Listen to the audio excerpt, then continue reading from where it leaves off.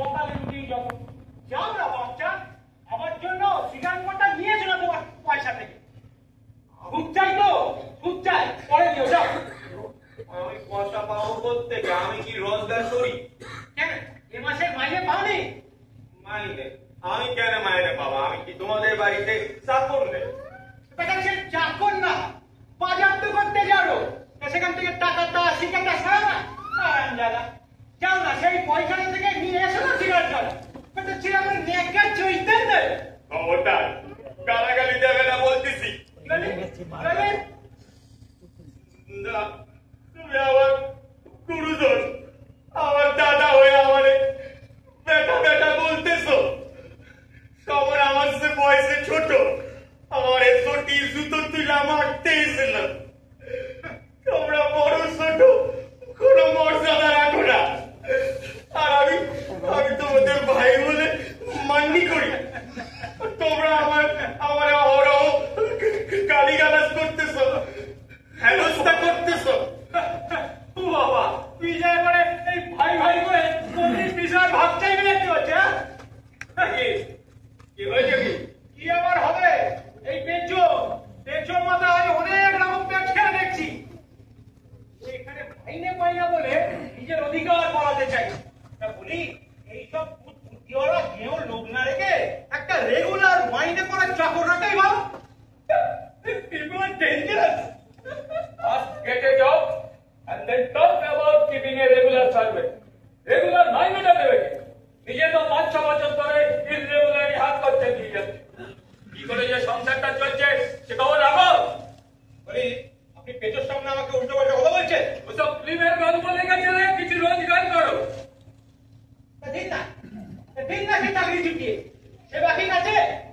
বলি আমি একটা ব্যবসা করবো, তার মূলধন আছে। বলা খুব সহজ, বলতে তো মুখে ট্যাক্স লাগে।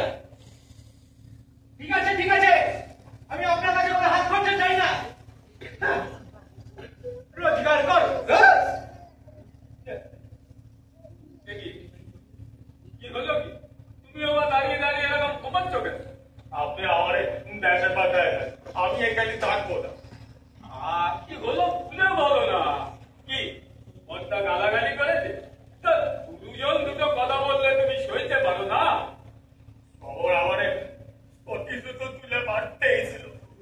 এই দেখো এরকম করলে তো কোনো যুক্তিই খাটে না।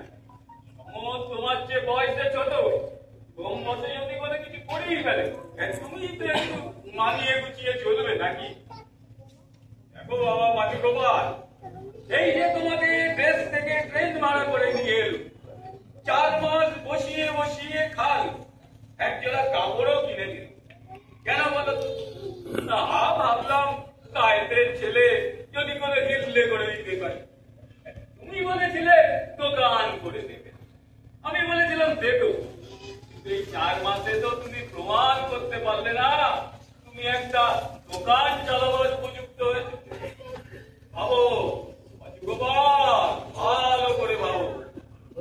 সংসার বড় কঠিন কাজ। বলি বুঝলে কিছু? আগে হ্যাঁ, কি বুঝলে? আগে সংসার বড় কঠিন খায়। হ্যাঁ, কথা কি করতে হবে? আগে ওই নিজের সামলি চলতে হবে। কিন্তু তুমি তো বাবু সামলে চলছো। ওই যে আমাদের উপরতলার ভাড়াটি সুদাময় বাবু, তার বাড়িতে ওই ছোটটা আছে না, কি যেন নাম? হ্যাঁ বটু। তার সাথে তোমার অত ভাব কিছু জানো? সে তোমার বড়টাকে লোহার ডান্ডা দিয়ে মারতে এসেছিল। সে তো বড়টা একটা মেরে দেখে শীষ দিয়েছিল তাকে। সব বাজে কথা। তুমি দেখেছিলে শীষ দিতে? বটু হলো একটা গুন্ডা, পকাটে বদমাশ।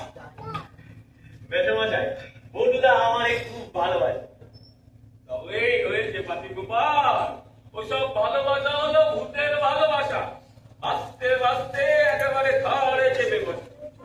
ওসব না ওসব কুসঙ্গ ত্যাগ করে আমার এই শান্তির সংসারে শান্তিপূর্ণ ভাবে। সামনে বড় বাবাকে কি বলেছো? রেগে একেবারে আগুন, চাটা কিছু খাচ্ছে না। তোমার